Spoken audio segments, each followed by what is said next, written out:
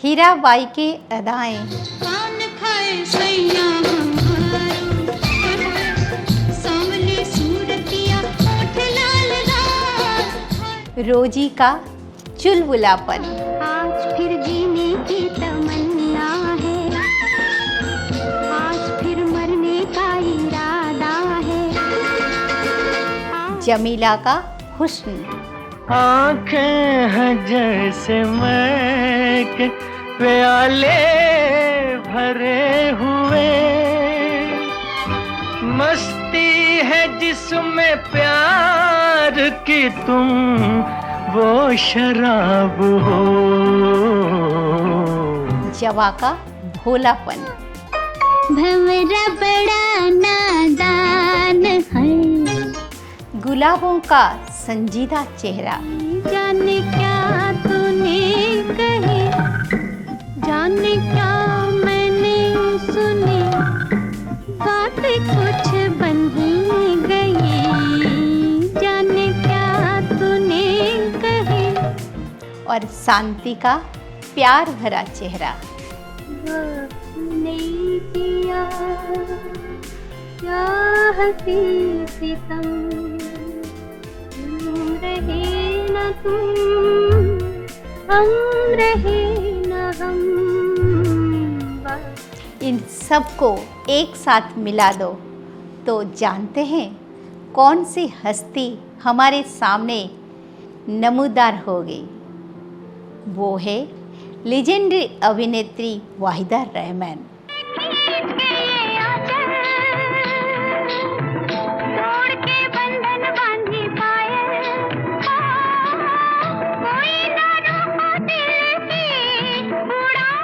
जिन्हें इस बार दादा साहेब फाल्के पुरस्कार मिला है। हालांकि उन जैसी अभिनेत्री किसी पुरस्कार की मोहताज नहीं है, क्योंकि वाहिदा जी की गिनती उन अभिनेत्रियों में होती है जो अमर है। उनके किरदार चिरंतन है। जब तक भारतीय सिनेमा रहेगा, वाहिदा रहमान की हस्ती को कोई भुला नहीं पाएगा। देवानंद के फिल्म गाइड में रोजी का उनका किरदार दमन की शिकार एक पत्नी का था, जो राजू गाइड यानी देवानंद का साथ पाकर गुलाब की तरह खिल उठती है। एक्स्ट्रा मैरिटल अफेयर पर आधारित यह फिल्म अपने समय से आगे की फिल्म थी। इसमें वाहिदा जी ने जो नैसर्गिक अभिनय किया, उसने गाइड को मील का पत्थर बना दिया। आज भी गाइड के गाने और वाहिदा रहमान की एक्टिंग की मिसालें दी जाती है। उसी तरह राज कपूर अभिनीत फिल्म तीसरी कसम में वाहिदा जी ने नौटंकी में नाचने वाली हीराबाई का किरदार निभाया था, जिसे सीधी सादी बैलगाड़ी चालक हीरामन यानी राज कपूर से प्यार हो जाता है। मशहूर साहित्यकार फणीश्वर नाथ रेणु की कहानी मारे गए गुलफाम पर आधारित यह फिल्म ब्लैक एंड वाइट जमाने की ही है, पर इसका फिल्मांकन बेहद अद्भुत था और गाने तो आज तक गुनगुनाए जाते हैं। वाहिदा जी ने जिस किसी फिल्म में काम किया, उसी के कैरेक्टर में ऐसे घुल गए जैसे वो चरित्र उनके अलावा कोई और अभिनेता नहीं कर सकता था। लेकिन वाहिदा रहमान के कैरियर की शुरुआत गुरुदत्त के साथ हुई थी, जिनके साथ उन्होंने प्यासा, कागज़ के फूल, चौधरी का चांद, साहेब बीबी और गुलाम जैसे कई अद्भुत फिल्में की थी। फिल्म प्यासा में शायर विजय यानी गुरुदत्त के लिए गुलाबों यानी वाहिदा रहमान की जो प्रेम था, वो काफ़ी हद तक वास्तविक था। चौधरी का चांद में असलम का कैरेक्टर निभा रहे गुरुदत्त ने जमीला यानी वाहिदा जी के हुस्न से जो तारीफ़ की थी वो उनके दिल की आवाज़ थी। दरअसल वाहिदा रहमान को हिंदी फिल्मों में गुरुदत्त ने ही ब्रेक दिया था।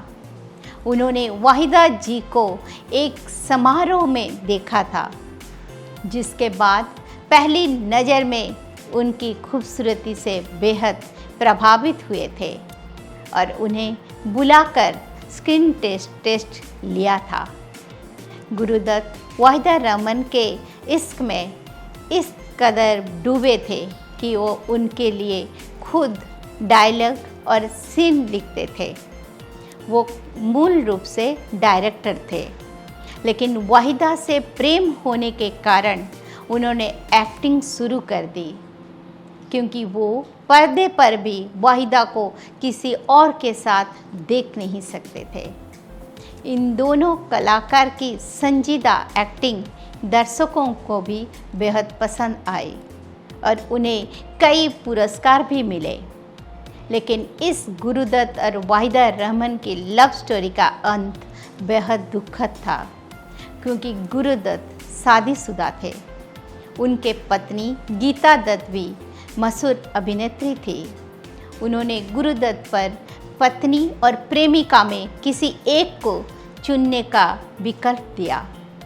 गुरुदत्त ने सामाजिक दबाव में आकर पत्नी गीता दत्त का साथ निभाया, लेकिन वाहिदा से बिछड़ने का गम वो कभी भुला नहीं सके और दुनिया से चले गए।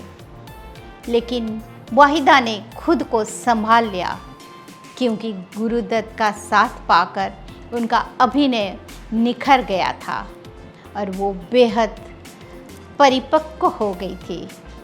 उन्होंने गुरुदत्त की तरह भावनाओं में बहकर बर्बाद होने की बजाय समझदारी से फैसले लिए, जिसके नतीजे में भारतीय सिनेमा प्रेमियों को गाइड, रेशमा और शेरा और राम और श्याम, नीलकमल, खामोशी जैसे कई शानदार फिल्में मिली। वाहिदा जी को अपने अभिनय के लिए कई बार फिल्म फेयर तथा दूसरे पुरस्कार मिले हैं। आज उनकी उम्र 85 वर्ष हो चुकी है। वो पद्म भूषण से भी सम्मानित हो चुके हैं और इस साल उन्हें दादा साहेब फाल्के पुरस्कार भी मिला। आज भी वाहिदा जी दिल्ली 6, विश्वरूपम, रंग दे बसंती जैसे कुछ चुनिंदा फिल्मों में दिखे जाते हैं, क्योंकि अभिनय उनका रगों में दौड़ता है। इस उम्र में भी वाहिदा रहमान पूरी तरह एक्टिव है और कुछ रियलिटी शोज़ में भी तो नई अभिनेत्रियों के डांस में टक्कर देते हैं।